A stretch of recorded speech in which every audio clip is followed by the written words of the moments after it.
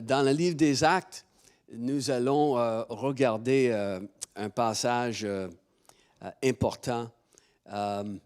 Et on va commencer au chapitre 6. Chapitre 6. Et c'est au verset 7. On va lire la balance du chapitre 6 pour commencer. Et on voit la parole de Dieu se propageait de plus en plus. Le nombre des disciples augmentait beaucoup à Jérusalem et une grande foule de prêtres obéissait à la foi. Étienne, plein de foi et de puissance, accomplissait des prodiges et de grands signes miraculeux parmi le peuple. Quelques membres de la synagogue appelée synagogue des affranchis, des Cyréniens, des Alexandrins, des Juifs de Cilicie et d'Asie, se mirent à discuter avec lui, mais ils ne pouvaient pas résister à la sagesse et à l'esprit qui inspirait ses paroles. Alors, ils soudoyèrent des hommes qui dirent « Nous l'avons entendu proférer des paroles blasphématoires envers Moïse et envers Dieu. » Ils ameutèrent le peuple, les anciens, les spécialistes de la loi.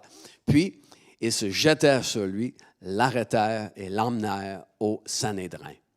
Ils présentèrent de faux témoins qui dirent « Cet homme ne cesse de proférer des paroles blasphématoires contre le lieu saint et contre la loi. Nous l'avons entendu dire que Jésus, ce Nazaréen, détruira ce lieu et changera les coutumes que Moïse nous a transmises. » Tous ceux qui siégeaient au Sanhédrin avaient les regards fixés sur Étienne. Ils ont vu que son visage était comme celui d'un ange. Ceux qui s'opposaient à Étienne sont incapables de résister à sa sagesse, de résister aux propos qu'il va avancer alors qu'il parle du Seigneur Jésus. Et il devient le premier martyr pour Jésus, n'est-ce pas? Et aujourd'hui, on va regarder son témoignage alors qu'il va confronter les autorités religieuses à Jérusalem. On estime le nombre de personnes décédées pour leur foi en Jésus à 75 millions depuis le début de l'Église. Le siècle le plus meurtrier n'est pas le siècle où les chrétiens étaient jetés au lion, mais le siècle le plus meurtrier pour ceux qui ont la foi dans le Seigneur, c'est le 20e siècle. 45 millions de personnes ont perdu leur vie à cause de leur foi. Et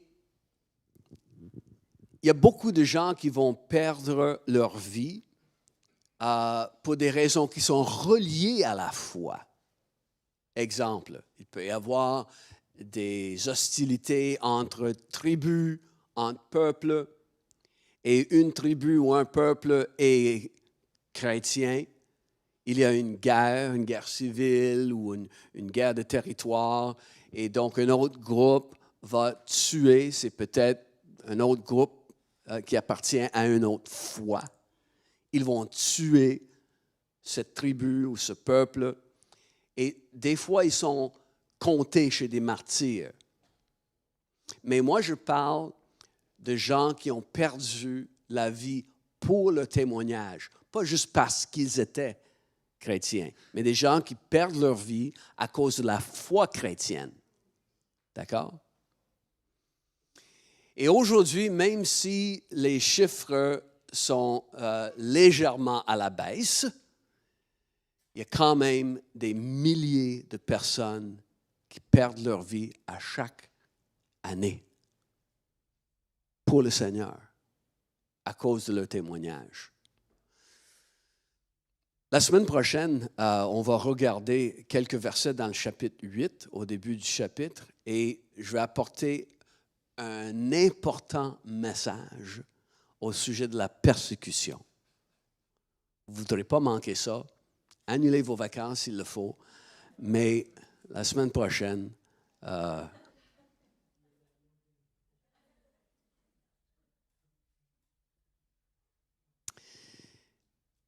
lisant ce passage sur Étienne, on se souvient qu'Étienne est un des hommes choisis parmi les 7 pour servir l'Église, n'est-ce pas? Et administrer le côté humanitaire à l'Église.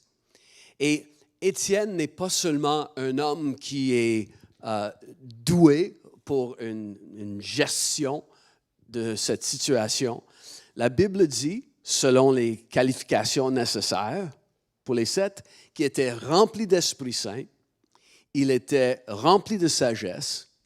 On lit également qu'il est rempli de foi. Et là, dans le passage qu'on vient de lire, la Bible dit qu'il est rempli de grâce et il est rempli de puissance. C'est ça, c'est vraiment, imagine, là, d'écrire quelqu'un comme ça. Cet homme-là, il est rempli d'Esprit Saint, il est rempli de sagesse, c'est un homme qui est rempli de foi, c'est un homme qui est rempli de grâce, c'est un homme qui est rempli de puissance. Et Étienne annonçait la parole de Dieu. Et il avait beaucoup de miracles, des prodiges, des choses qui sortaient vraiment de l'ordinaire, qui arrivaient à cause de son ministère. Et Étienne, lorsqu'il prêchait la parole de Dieu, la Bible nous dit que c'était à une époque où même plusieurs prêtres donnaient leur vie au Seigneur. Il y avait à l'époque à peu près 18 000 prêtres affectés au service du temple à Jérusalem. Donc, la plupart, ils demeuraient à l'extérieur de la ville même, et on sait qu'ils étaient en service 2 semaines par année. Si tu étais un prêtre à l'époque, tu avais 2 semaines par année où tu étais en service direct au temple. Le reste du temps, tu vivais dans ta ville, tu avais peut-être une ferme, tu faisais d'autres choses. Et il y avait une rotation.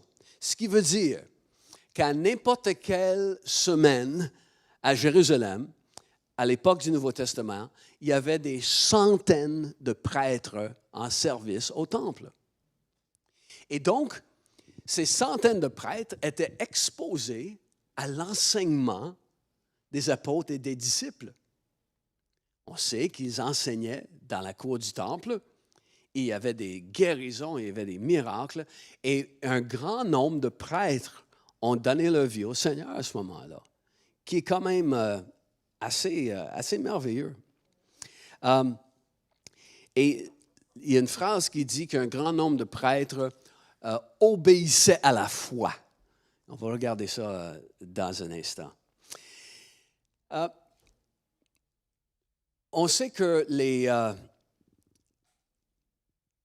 disciples se donnaient tout le temps à enseigner et à annoncer la parole de Dieu. Et c'est ce qu'on va voir dans le chapitre 7, parce qu'on va regarder la défense que Étienne va se faire alors qu'il est devant le Sanhédrin. Le chapitre qu'on va regarder, chapitre 7, est le 3e plus long chapitre dans le Nouveau Testament. Donc, on va faire la moitié du chapitre 6 et tout le chapitre 7 aujourd'hui. Donc, dis à ton voisin, j'espère que tu n'as pas de rôti au four. Là. On va quand même aller très vite dans le chapitre 7 pour une raison que vous allez voir tantôt. Donc, Étienne, cet homme plein de Saint-Esprit, de sagesse, plein de foi, plein de grâce, plein de puissance. Étienne, un leader dans l'Église. Étienne est fort probablement un Juif qui n'est pas né en Israël, qui n'est pas né à Jérusalem. Il porte un nom grec. Étienne était un nom grec à l'époque. Et donc, il était probablement un Juif né ailleurs, dans l'Empire romain, et se retrouve maintenant à Jérusalem. Il vit à Jérusalem. Et il a ce ministère d'enseigner la parole. Et il va prêcher comme les autres disciples et apôtres. Même si on leur a défendu avec des menaces de mort de ne plus jamais parler au nom de Jésus, Étienne et les autres vont continuer à prêcher. Et comme on a vu, ils vont se regrouper au temple. Ils vont être souvent dans la partie appelée les colonnades, et là où les gens se rassemblaient. Et ils vont continuer malgré l'interdiction imposée par les autorités. Non, on va continuer à annoncer. Et nous voyons dans le Nouveau Testament qu'ils enseignaient dans le temple, ils enseignaient aussi juste à l'extérieur du complexe du temple. Ils pouvaient enseigner dans les carrefours, parce qu'on sait que les gens apportaient les malades dans les carrefours de rue, n'est-ce pas? Afin que l'ombre de Pierre touche ceux qui étaient couchés dans les rues. Ce n'était pas quelque chose qui se faisait que d'amener un infirme ou un malade à l'intérieur du temple. Donc, ceux qui amenaient les malades, c'était souvent à l'extérieur. Et les disciples prêchaient dans les différents endroits à Jérusalem.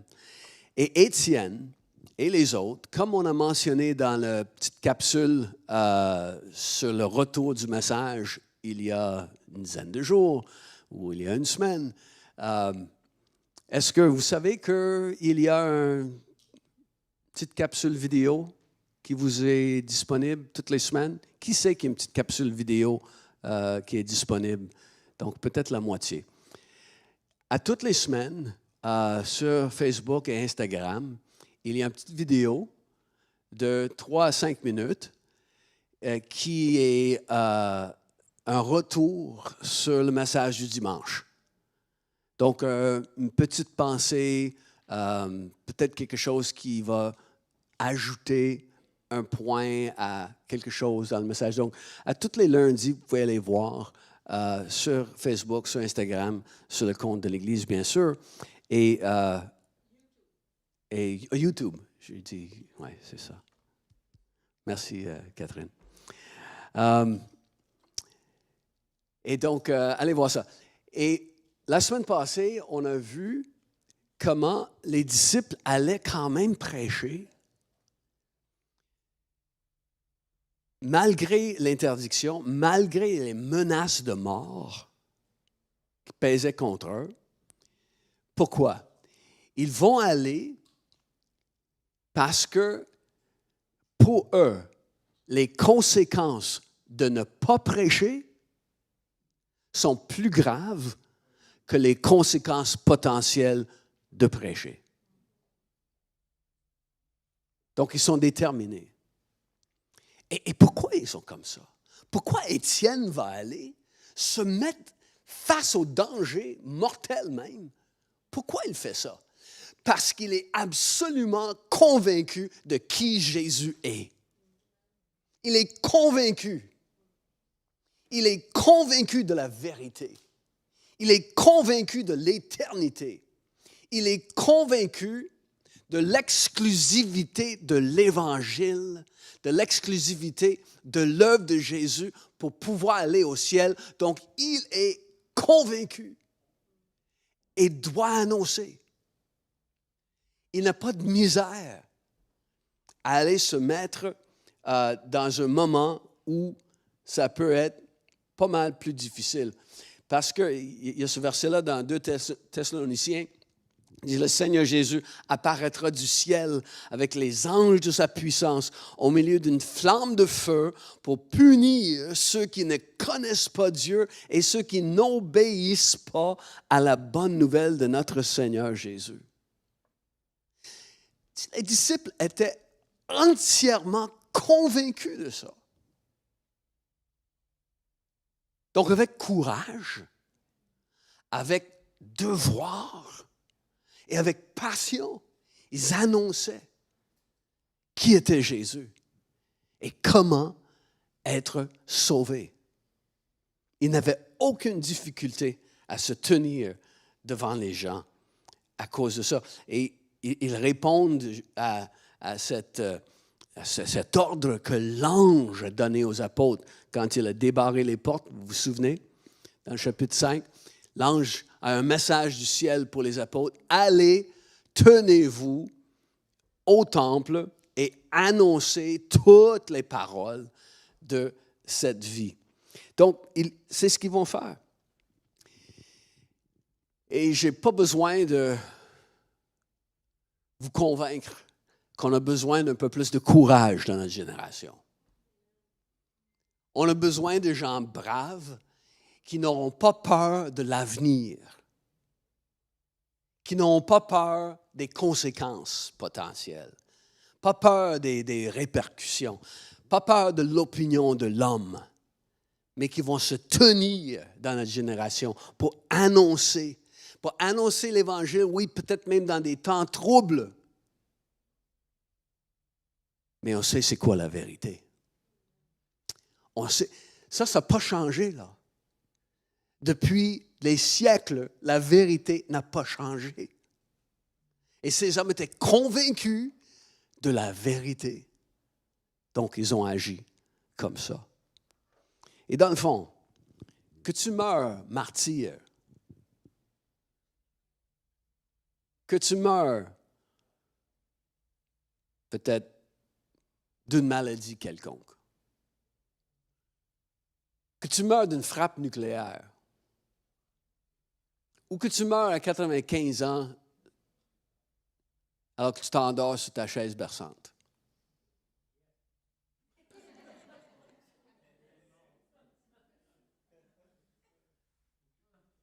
J'ai une bonne nouvelle. Tu vas mourir pareil.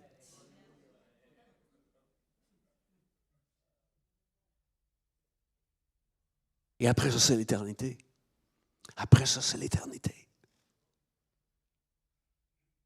On a tellement peur d'une conséquence. Là, alors qu'Étienne est en train d'enseigner, il y a des gens d'une synagogue, dite des affranchis. Une synagogue, c'est quoi? Une synagogue, c'est un endroit, c'est un rassemblement de Juifs qui ont vu le jour à peu près 500 ans avant Jésus, 600 ans avant Jésus, alors que les Juifs étaient dispersés dans d'autres pays à cause de l'évasion des Assyriens, par exemple. Et là où il y avait 10 hommes juifs dans une ville, à quelque part, on a créé un rassemblement appelé des synagogues. Et oui, on a conçu des bâtiments où les gens de la synagogue se rencontraient.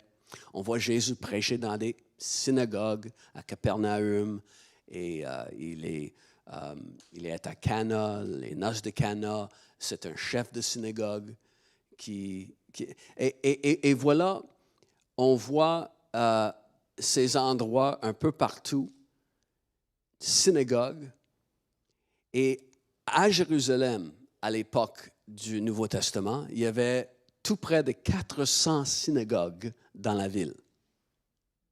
Donc les gens, ils allaient au temple, mais aussi se rassemblaient dans des groupes, souvent des groupes d'affinité, et ils étaient membres de telle et telle synagogue. C'est dans les synagogues que les pharisiens sont nés. Les pharisiens ne sont pas les prêtres. Les pharisiens sont des enseignants qui ont commencé lorsque le peuple avait besoin d'instruction dans leur synagogue qui était un peu partout dans le monde. Et c'était une secte, c'était un groupe d'enseignants de la parole de Dieu. Et donc, Dans une des synagogues, la synagogue des affranchis, autrement dit, c'est des anciens esclaves dans l'Empire romain ou des descendants d'anciens esclaves. C'est la synagogue des affranchis, la synagogue de freedmen en anglais. Il y a des leaders de cette synagogue-là qui viennent pour discuter avec Étienne. Là, on va prouver là, qu'il n'a pas raison dans ce qu'il dit. Et nous voyons que ces gens viennent principalement de quelques régions. Cyrène, qui est vraiment ce qui est dans la Libye aujourd'hui. Est-ce que vous connaissez quelqu'un qui vient de Cyrène dans la Bible? Oui. Simon? Oui. Simon de Cyrène. Des gens d'Alexandrie, n'est-ce pas, en Égypte, la ville principale en Égypte à l'époque. Des gens aussi de ce qui est aujourd'hui dans la Turquie, dans la province de l'Asie et la province de la Cilicie. Donc, il y a certains érudits qui disent que c'est 5 synagogues qui sont représentées. Une, c'est la synagogue des affranchis, puis 4 autres pour ces groupes-là. Il y a d'autres qui disent non, c'est toutes des affranchis, peu importe. C'est des gens qui sont venus pour essayer de discuter avec Étienne. Et cette inscription a été trouvée à Jérusalem en 1913, imaginez. Et c'est une pierre où est inscrit justement la synagogue des affranchis et qui l'a construit et dans quel but d'étudier la parole. Donc, voilà, c'est la vraie tablette.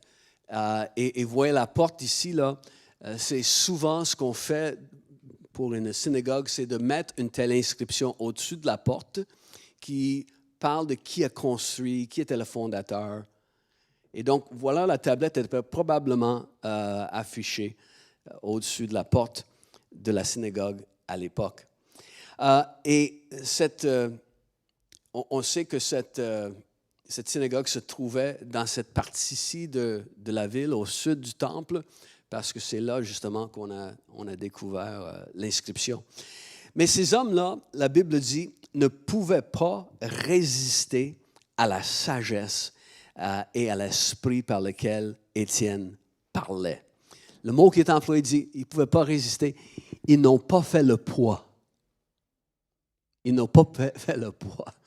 Alors, ces gens-là, éduqués, qui viennent de la synagogue, c'est peut-être des pharisiens, la Bible ne le dit pas, mais ils viennent là. Puis c'est comme un tout petit qui se mesure contre,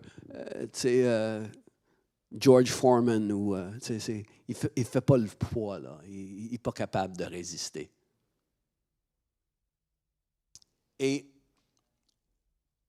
résister à la sagesse de Dieu, les hommes peuvent essayer. Mais qu'est-ce qui est écrit dans Romains chapitre 1? Se vantant d'être sages, ils sont devenus fous. Quand on essaie de résister contre la sagesse de Dieu, on finit tout le temps par avoir l'air fou. Et vous vous souvenez qu'il y a une sagesse que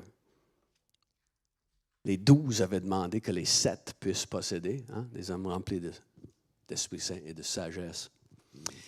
Et là, je vais attirer votre attention encore une fois au verset 11. Verset 11 dans le chapitre 6. Verset 11. Il ne pouvait pas résister à sa sagesse, n'était pas assez fort, ne faisait pas le poids. Alors, ils soudoyèrent ou ils subornèrent des hommes qui dirent, « Nous l'avons entendu proférer des paroles blasphématoires contre Moïse et envers Dieu. » Ils n'ont pas pu amener des arguments pour contrer Étienne. Donc, qu'est-ce qu'ils vont faire? Alors, ils vont acheter des gens. Ils vont acheter des gens. le mot subordonné veut dire d'offrir de l'argent ou une autre récompense. C'est de faire secrètement quelque chose pour que quelqu'un va dire, c'est acheter, corrompre, payer. Et ces gens-là vont aller secrètement, parce qu'ils viennent parler avec Étienne, puis il y a du monde, puis Étienne, il répond tout le temps, puis les arguments des gens ne peuvent pas résister contre sa sagesse. Alors, ils vont quitter, et là, on va aller trouver des gens qu'on peut payer. OK, là, vous allez dire que vous avez entendu cet homme dire telle chose contre Moïse, puis contre le temple. Puis... Et voilà. Qu'est-ce qu'ils vont faire? Ils vont acheter des gens. C'est un des problèmes qu'on a dans notre génération. Moi, j'ai tendance à faire confiance au monde. C'est un peu ce qui est en moi. Je fais confiance, là. C'est comme naturellement, moi, je fais confiance aux gens.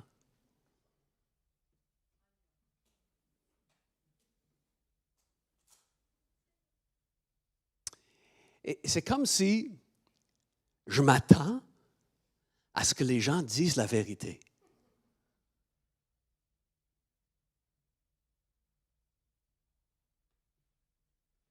Et voilà des gens éduqués, des leaders, qui vont aller en coulisses acheter du monde. Peu importe le trouble que ça va causer à Étienne. Il s'en balance comme dans la 40.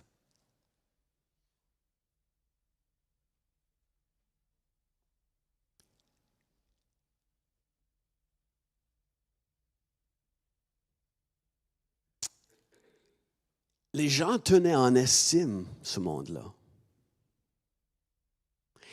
Et ils ont tout fait secrètement parce que les gens n'auraient pas accepté ces choses-là. Parce que les gens estimaient le leader, mais la Bible nous dit aussi que les gens à Jérusalem estimaient hautement les disciples. Les disciples avaient le respect du monde à Jérusalem à cause de la façon qu'ils vivaient, à cause de la puissance de Dieu qui était démontrée. Et de penser que des leaders peuvent être si malhonnêtes et mentir et corrompre et acheter, c'est un des problèmes de notre génération, où on est confronté à des gens éduqués, des gens cultivés, des gens raffinés, des gens qui sont leaders à toutes sortes de domaines, et ça ne le dérange pas du tout de nous mentir en pleine face. Ça ne dérange pas. Ils vont le faire pour l'argent.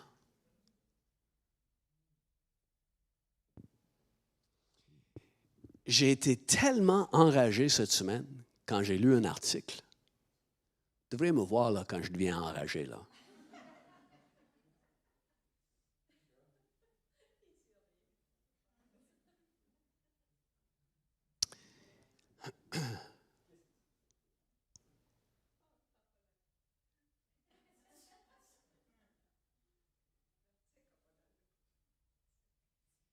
Il y a un groupement qui fait la promotion de médication, de médicaments, des bloqueurs de puberté pour des enfants qui pensent vouloir devenir transgenres. Des groupements qui font la promotion de ça. Et la promotion des traitements d'affirmation de genre. Il y a un groupe qui reçoit du financement pour faire la promotion de ça.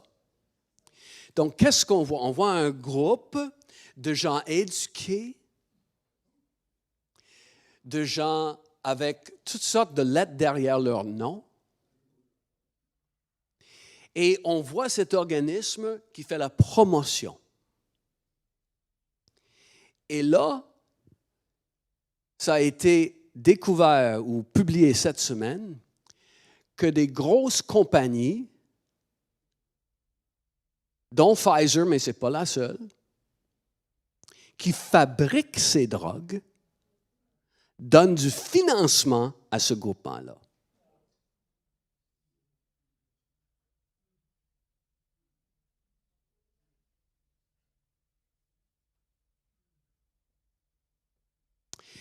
Et dire ça, les gens vont dire, on va me regarder, il est transphobe. C'est un transphobe. Il incite la haine envers les transgenres. C'est un transphobe. Voyons donc. Si je dis que l'homosexualité est contre Dieu, est-ce que je suis homophobe? C'est ce que les gens disent. Il n'y a aucune différence. Est-ce que si je dis que de coucher avec quelqu'un à l'extérieur du mariage est contre Dieu, c'est un adultère, est-ce que je suis adultérophobe? Est-ce que je suis sexophobe? Si je dis que quelqu'un qui jalouse quelqu'un d'autre, c'est contre Dieu, est-ce que je suis enviophobe? C'est juste des choses que Dieu a mis comme limite pour notre vie et pour la vie d'une société, pour nous protéger et garantir la vie au lieu de la mort. Mais on vit dans une société où les gens autour de nous, qu'on peut respecter à cause de leur titre, à cause de leur éducation, à cause de leur pouvoir, et on oublie que souvent en coulisses, on fait des choses que ça ne dérange pas du tout les conséquences. En autant qu'il y a de l'argent et en autant qu'il y a du pouvoir à gagner ou à retenir.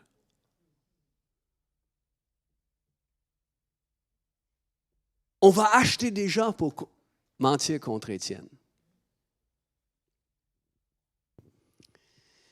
Donc,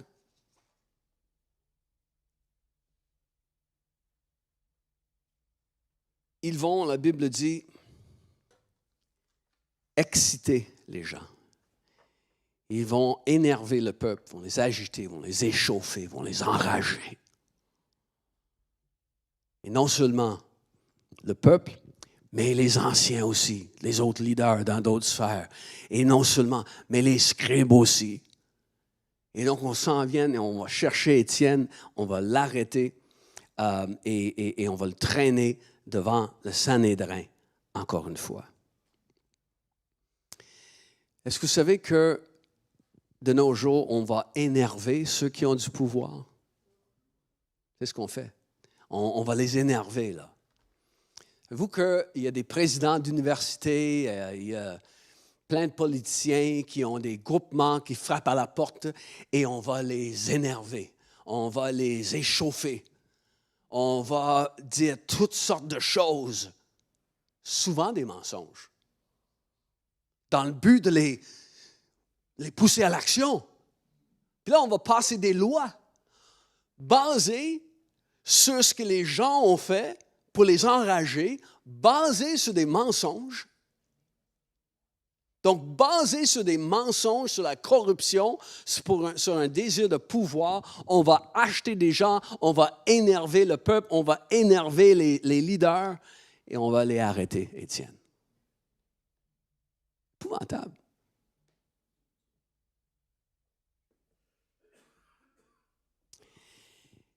Et donc, ils disent que cet homme-là a blasphémé. Et c'est une accusation assez importante, hein, parce que dans le Lévitique, c'est écrit que si quelqu'un profère une blasphème, bon, mais il doit être puni de mort. Il doit être lapidé. Peut-être qu'il y avait une partie de vérité dans leur accusation. Ah, souvent ça, hein? Il y a une partie de vérité qu'on peut juste tordre un peu. Parce que ça ne me surprendrait pas du tout que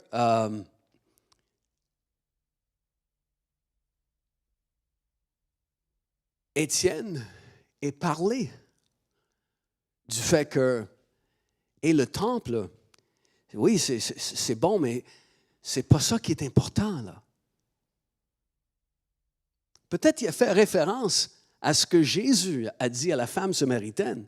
Il dit, femme, je vous dis que l'heure vient et est déjà là, que ce n'est ni à Jérusalem, ni sur cette montagne à Samarie que vous allez adorer le Père.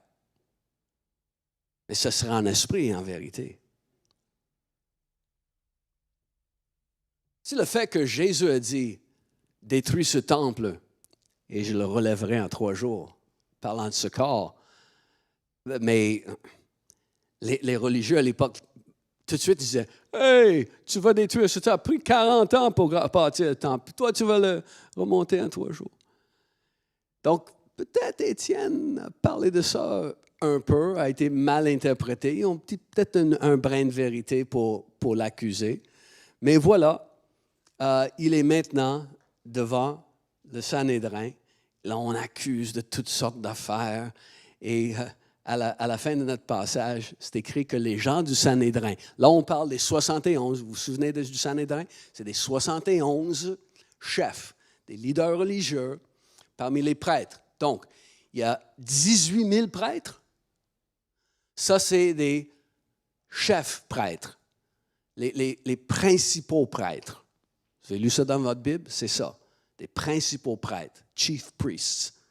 Donc, ils font partie du Sanhédrin, il y en a 71. Là, Étienne est traîné devant le Sanhédrin. Hein, vous vous souvenez, c'est juste à l'ouest du temple. Et là, le Sanhédrin se rassemble et Étienne est devant eux. C'est maintenant la 3e fois qu'un apôtre, un disciple est traîné à la Cour suprême en Israël. Là.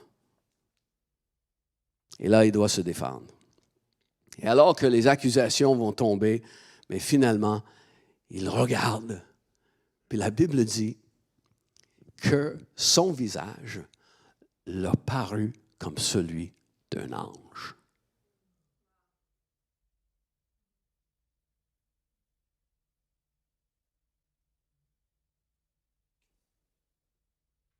J'ai la chance de voir ça tous les matins.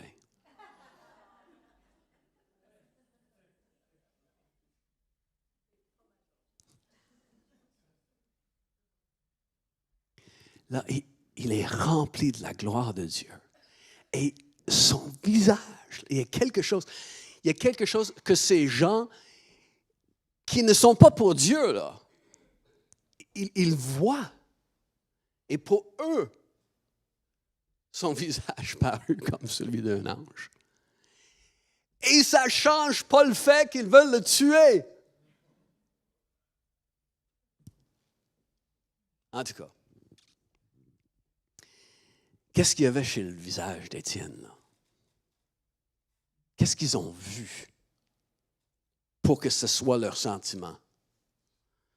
La Bible ne le dit pas, mais c'est la 3e fois que ça arrive, là, qu'il y a un épisode comme ça dans la Bible. Il y a Moïse, n'est-ce pas? Son visage rayonnait tellement quand il est descendu de la montagne. Il y a Jésus sur le mont de la transfiguration. Son visage rayonnait. Et là, il y a Étienne. Il y a quelque chose dans son visage qui parle d'être rempli de la gloire de Dieu. Et on ne sait pas qu'est-ce qu'ils ont vu, mais ce qu'ils n'ont pas vu dans les circonstances, c'est qu'il n'y avait pas de peur, il n'y avait pas d'énervement, pas d'inquiétude, pas d'anxiété, pas d'animosité. Il y avait juste, wow, quelque chose qui parlait. de la gloire de Dieu. Et là, au début du chapitre 7, le chef, le grand prêtre, regarde Étienne et dit, « Est-ce que les choses sont comme ils ont dit? » Et là, on a 60 versets dans le chapitre 7. Et on ne va pas regarder ce qu'Étienne a dit dans les 60 versets. J'attire juste votre attention sur le thème du chapitre. Allez regarder. Dans le fond, le chapitre 7, c'est une brève histoire du peuple d'Israël, du moment que Dieu appelle Abraham jusqu'au règne de David, mais principalement d'Abraham jusqu'à Moïse. OK? Et il y a des choses fascinantes là-dedans, et bien des affaires qu'on pourrait apporter dans une prédication. C'est vraiment intéressant. Donc, prenez le temps de lire ça. Et l'idée d'Étienne, qu'on voit à la toute fin, c'est qu'il est en train de dire, Dieu, il a toujours été avec son peuple. Abraham, il vivait en Mésopotamie. Dieu l'a appelé là. Il est venu habiter à Charan. Dieu était avec lui. Ensuite, il a habité en Canaan. Dieu était avec lui. Ses descendants sont allés en Égypte. Dieu était avec eux. Moïse a demeuré en Madian. Dieu l'a appelé là. Moïse a sorti son peuple et ils ont erré dans le désert pendant 40 ans. Dieu était avec eux. Ils se sont établis en terre promise. Dieu était avec eux.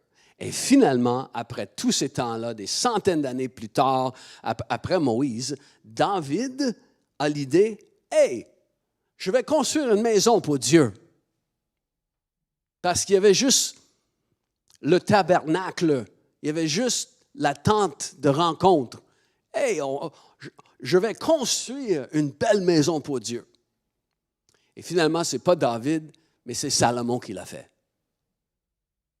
Et Étienne finit là. Et quand il finit, il termine, si votre Bible est ouverte au chapitre 7, vous pouvez voir, au verset 47,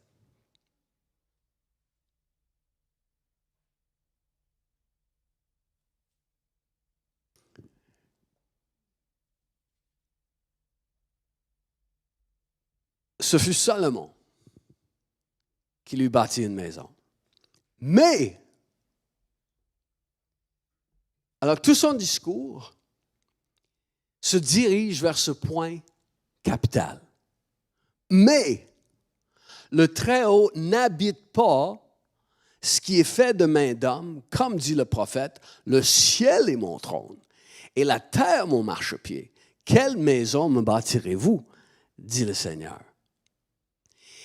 Et Étienne, il va parler du fait qu'on n'a pas besoin d'un endroit physique pour que la gloire et la présence de Dieu y résident. Ce n'est pas ça. L'apôtre Paul va le dire plus tard, n'est-ce pas, en 1 Corinthiens 3,16. Ne savez-vous pas, parlant de la collectivité des gens à Corinthe, ne savez-vous pas que vous êtes le temple de Dieu et que l'Esprit de Dieu habite en vous? Pierre va dire, et vous aussi, comme des pierres vivantes, vous qui formez un temple spirituel.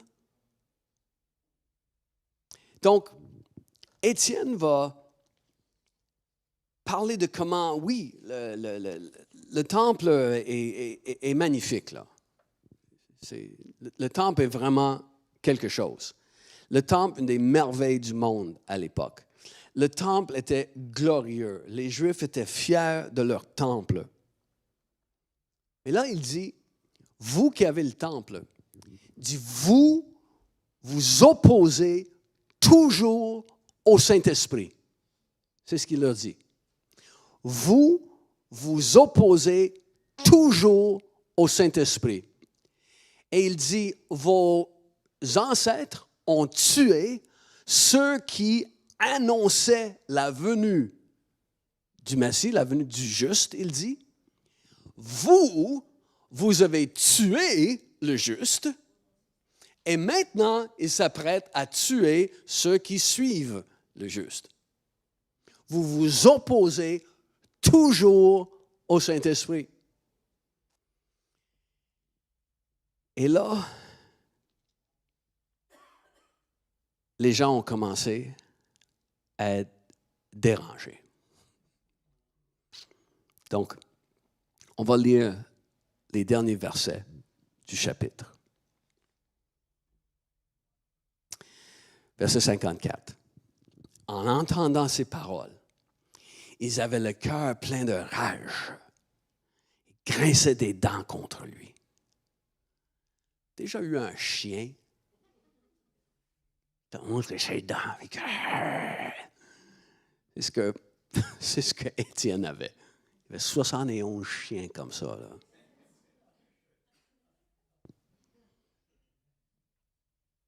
Mais Étienne, rempli du Saint-Esprit, fixa les regards vers le ciel et vit la gloire de Dieu et Jésus debout à la droite de Dieu. Il dit, « Je vois le ciel ouvert et le Fils de l'homme debout à la droite de Dieu. » Ils poussaient alors des grands cris en se bouchant les oreilles, se précipitèrent tous ensemble sur lui, le traînèrent à l'extérieur de la ville et se mirent à le lapider. Les témoins avaient déposé leurs vêtements aux pieds d'un jeune homme appelé Saul. Ils jetaient des pierres à Étienne qui priait et disait, « Seigneur Jésus, reçois mon esprit. » Puis, il se mit à genoux et s'écria d'une voix forte, « Seigneur, ne les charge pas de ce péché. » Et après avoir dit cela, il s'est endormi. Étienne, rempli du Saint-Esprit, fixant les regards vers le ciel, a vu la gloire de Dieu et Jésus debout à la droite de Dieu. Tu peux être entouré de gens furieux, de gens hostiles, de gens qui veulent même te tuer. Et tu peux quand même voir la gloire de Dieu, avoir une vision du ciel, avoir une vision de ce qui est plus réel que tes circonstances. Tu peux être entouré de gens anti-Dieu, qui s'opposent à Dieu, qui s'opposent au Saint-Esprit. Mais Étienne, dans tout ça, il voit la gloire de Dieu. Tu es entouré de temps orageux. Là.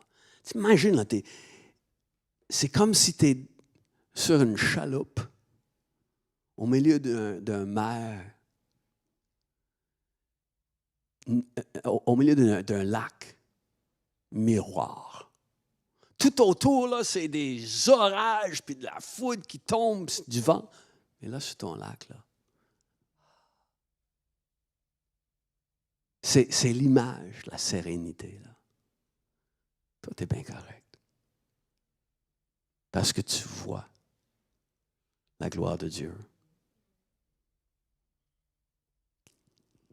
Et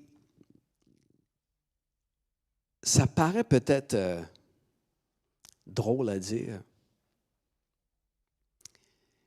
Tu peux être n'importe où et tu peux voir le ciel. Tu n'as pas besoin d'aller dehors et voir le ciel. Tu peux être dans une grotte. Tu peux être dans une prison. Et tu peux voir le ciel. Et c'est peut-être drôle à dire, mais si tu veux avoir une vision de la gloire de Dieu, lève tes yeux à la bonne direction. Fixe tes regards sur le ciel. Fixe tes regards là où Dieu règne.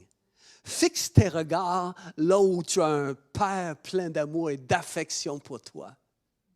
Parce que si tu fixes tes regards seulement sur tes circonstances, c'est les circonstances qui vont faire peur.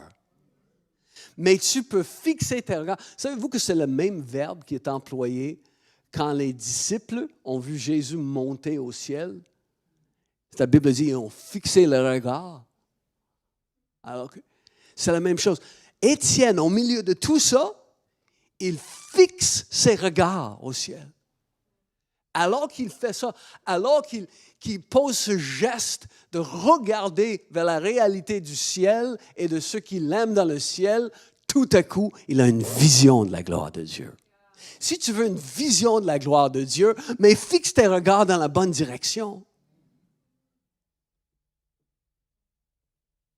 Fixe tes regards en bonne direction. Et là, il va dire ce qu'il voit. Il voit ça. Puis il va dire, je vois le ciel ouvert, je vois le trône de Dieu. Et il ne l'a pas fait pour provoquer, là. C'est comme si c'était juste plus fort que lui, là. Ah, je vois ça. Mais là, les chiens qui grinçaient des dents, là, ils ont la rage. Là, ils vont rager, là. Là, ils vont écumer, là.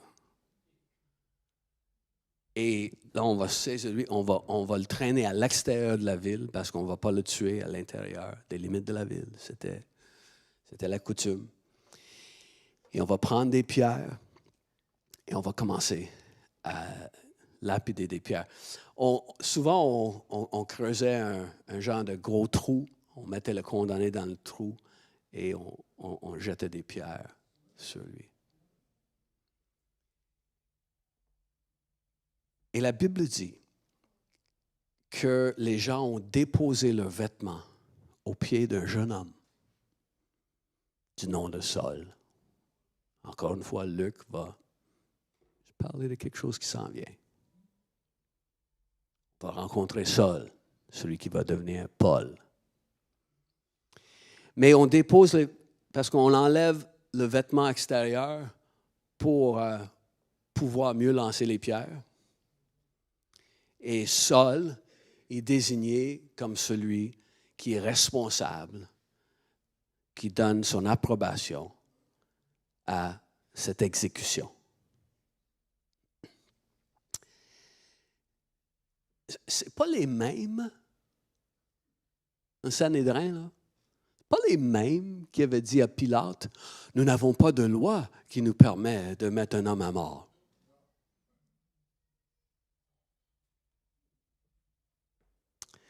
Malhonnêteté.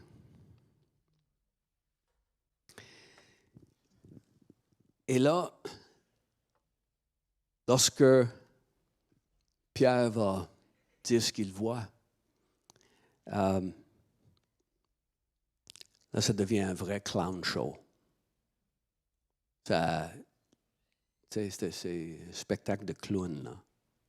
111 hommes, plus des témoins, qui sont là, qui commencent à crier et se mettent les doigts dans... Je ne peux pas écouter.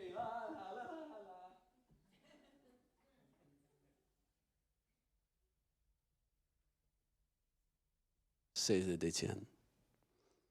Sortir. Si le monde va essayer d'étouffer la vérité, le monde va essayer d'éliminer la vérité, de boucher leurs oreilles face à la vérité. Et là, Étienne, il va confier son esprit au Seigneur.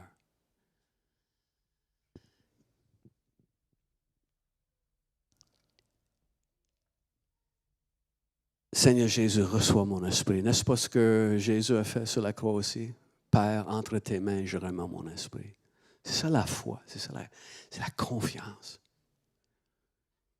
C'est la confiance qui nous fait triompher, même dans les moments les plus terrifiants de l'existence humaine.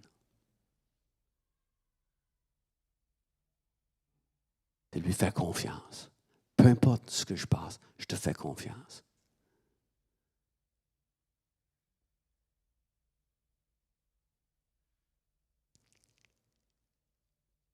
Et là, à la toute fin, alors que les gens sont en train de lui tirer des roches, poum,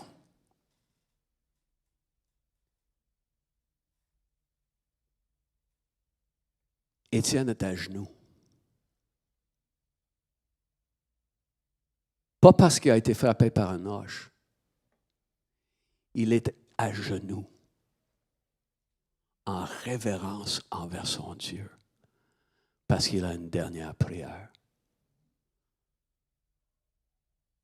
Seigneur, pardonne-leur.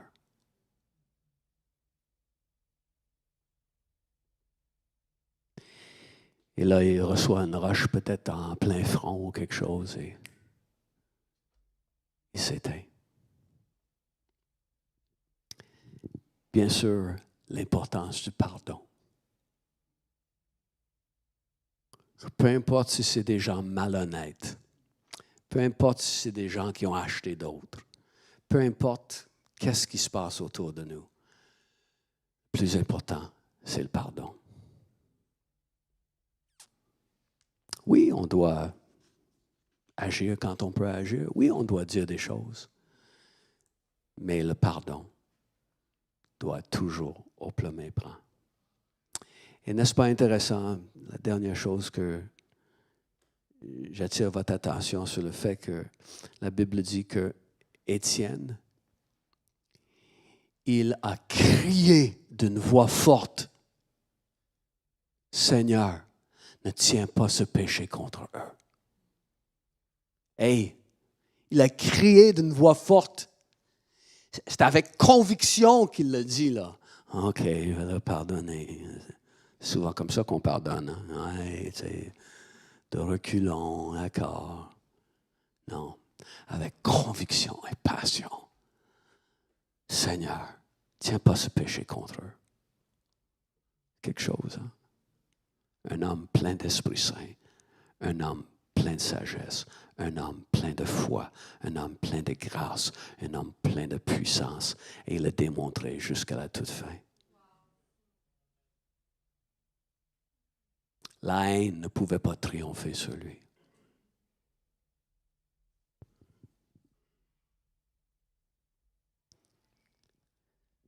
Et les gens pensaient qu'ils avaient gagné. Attendez la semaine prochaine. Levons-nous.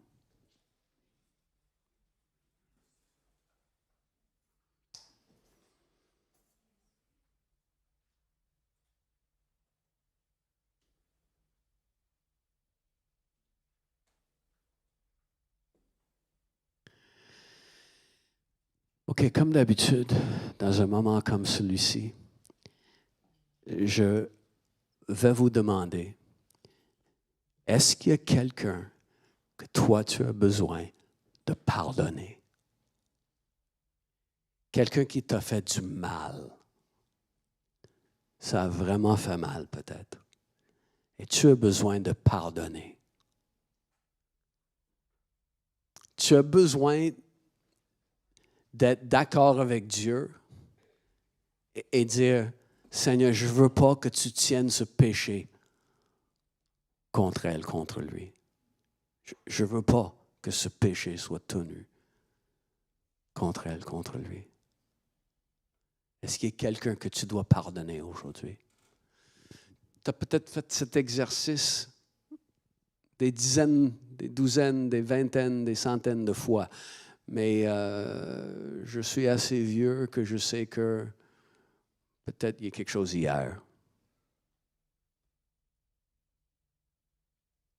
Je vais vous diriger dans une prière de pardon. Donc, répète après moi si ton désir, c'est de libérer cette personne qui t'a fait du mal. Comme Étienne a exprimé devant Dieu, c'est ce que tu vas faire devant Dieu aujourd'hui. Donc, répète après moi.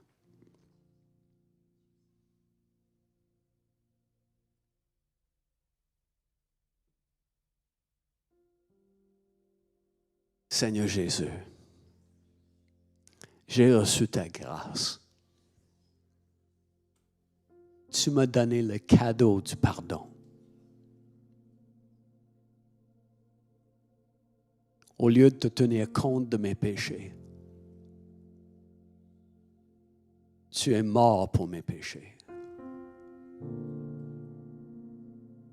Tu m'as donné le don de la vie éternelle et le don du pardon. Ce cadeau que je ne mérite pas. Aujourd'hui, Seigneur, je pense à cette personne qui m'a fait du mal.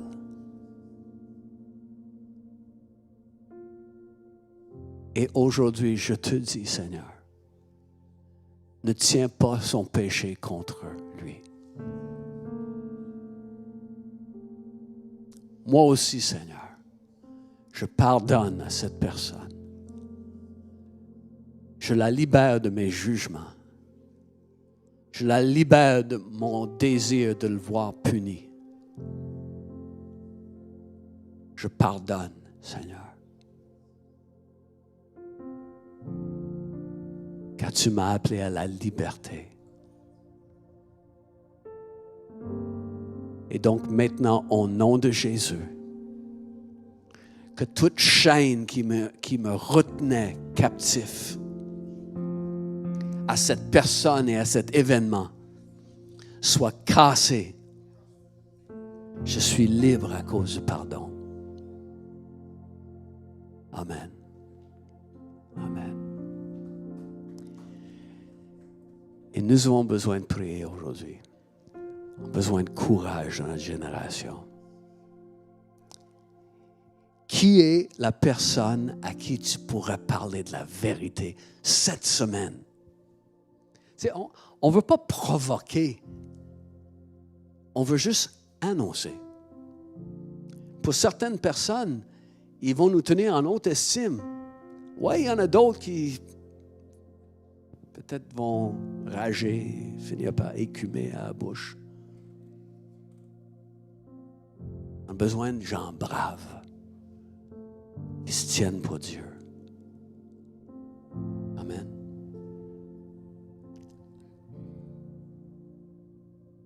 Seigneur, nous voici en tant que peuple devant toi, que tu as rassemblé en ton nom. Remplis-nous de ton Esprit Saint, je prie, Seigneur. On veut être des gens remplis d'Esprit Saint en tout temps. Qu'on soit en train d'annoncer qui tu es ou de prier pour les malades ou de répondre à des accusations ou même de mourir. On veut être remplis de ton Esprit, Seigneur. Remplis-nous, Esprit Saint. J'ouvre mon cœur. Juste dis ceci après moi. J'ouvre mon cœur, Saint-Esprit. Remplis-moi. Dans ma génération, remplis-moi. Remplis-moi pour annoncer la vérité.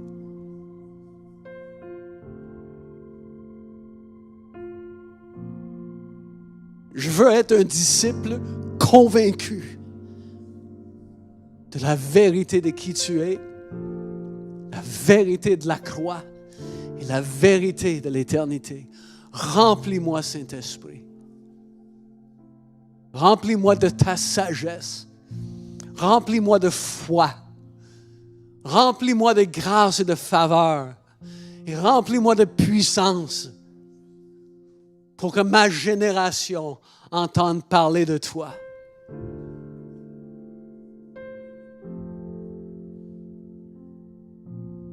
Remplis-moi, Saint-Esprit.